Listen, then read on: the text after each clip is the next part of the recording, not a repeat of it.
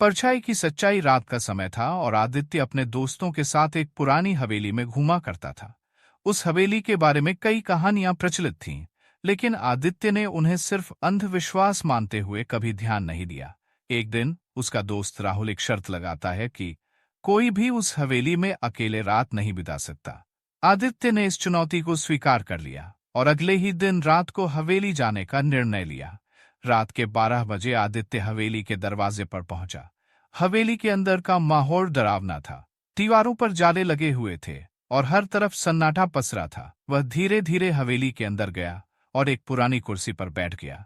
कुछ समय तक सब शांत था, लेकिन फिर उसे ऐसा महसूस हुआ जैसे कोई उसकी ओर देख रहा हो।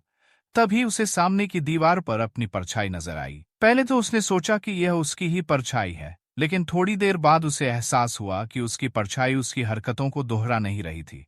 वह परछाई अजीब ढंग से हिल रही थी, जैसे वह खुद कोई जीव हो। आदित्य का दिल तेजी से धड़कने लगा। अचानक परछाई उसकी तरफ बढ़ने लगी।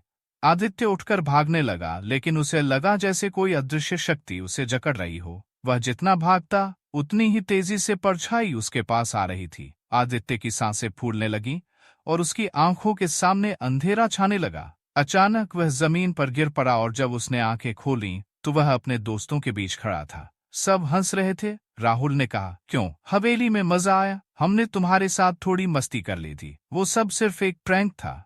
आदित्य को पहले तो गुस्सा आया, लेकिन फिर उसने सोचा कि ये सब शायद एक शरारत थी।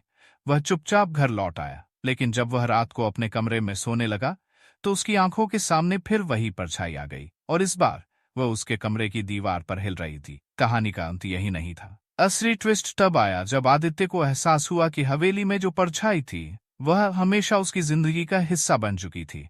असली सवाल यह था, क्या यह सिर्फ एक प्रैंक था या कुछ और?